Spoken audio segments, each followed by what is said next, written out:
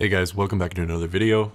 I want to encourage you to check out my new crypto bootcamp class, which is aimed for beginners or people who need some help with the basics. What's cool is that it includes coaching and a lot of materials because I really want to help you guys understand the basics of this space so that you can work towards your investing or trading goals. So check it out in the description below. It's on sale for a limited time. And with that, I'll turn it over to Doc. Welcome to ReadySetCrypto. This is your brain on blockchain.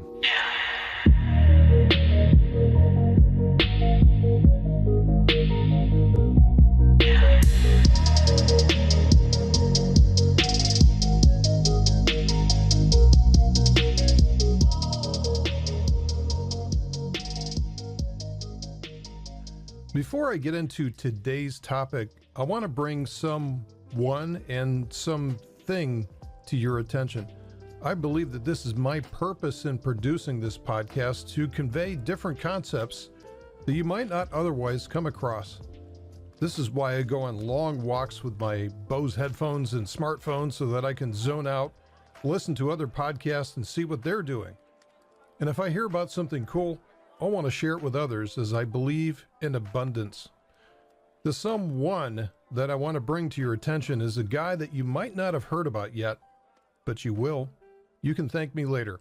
His name is James Clear, and he's an expert on how you can make small, tiny changes in your everyday routine and have those turn into unbelievable results further down the road. Those little things that we do every day are called habits.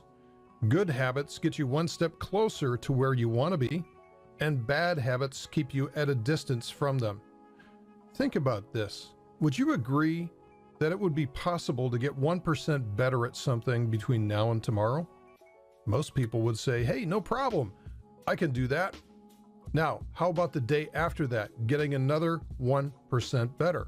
Sure, 2% better after 2 days, no sweat. Well, if you extrapolate that out, you could be 365% better at something by the end of the year, and that assumes no compounding of gains.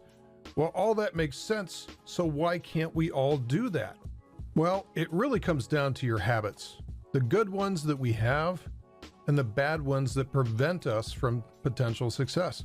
James Clear is the master of teaching folks how making small daily changes can lead to extraordinary results. I've done this in my own life after meeting James for lunch a couple of months back, and I've seen how simple it is. James Clear is releasing a new book next week called Atomic Habits, an easy and proven way to build good habits and break bad ones. And I've got a link for you to pre-order the book and have it arrive when it comes out on October 16th. If you go to ReadySetCrypto.com/offer, OFFER, offer.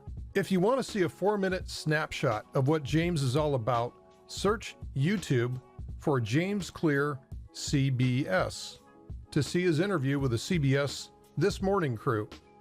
I would also highly recommend signing up for his excellent free newsletter at jamesclear.com. Okay, on to today's topic on the Ready Set Crypto podcast. I did a presentation a couple of weeks ago called The 4 Powerful Rules of Trading, and it seemed to resonate with a lot of investors out there that have been having a difficult time with charting and analyzing today's markets. And it really doesn't matter what market that you're talking about, whether it's crypto or the larger global equities markets. Everything seems to be faking people out left and right, and they feel betrayed and angry that the markets are being so difficult. Well, I've spent about half of my life being faked out and tricked by markets. I've learned a thing or two about them.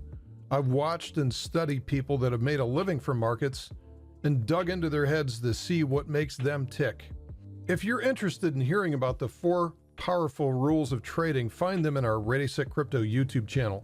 It's probably a better format for explaining them than a podcast because I do a lot of drawing, and charting is a very visual process.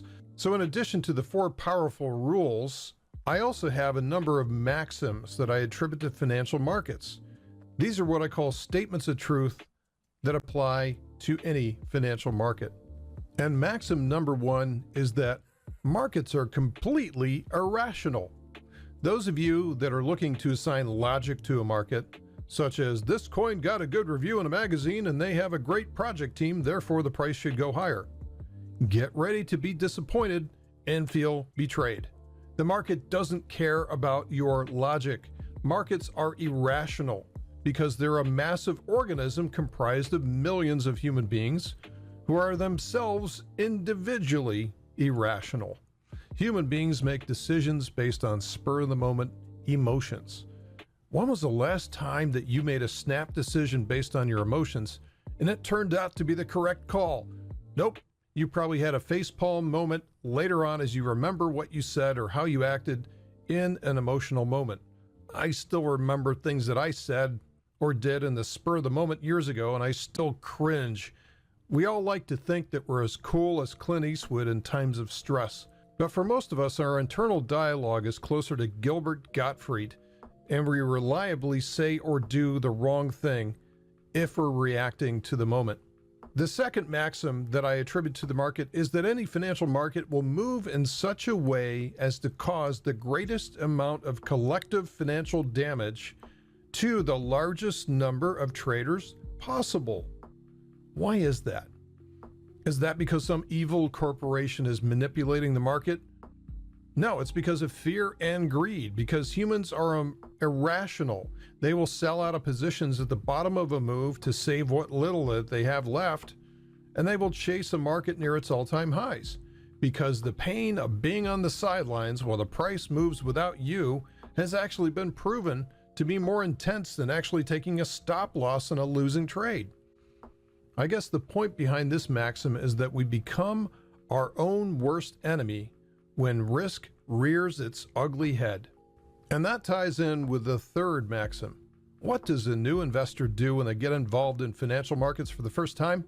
First off, they try to use the same linear logic that worked for them in their jobs, where a few things created risk and emotion. And then they tangle with financial markets and make emotional decisions based on fear of loss.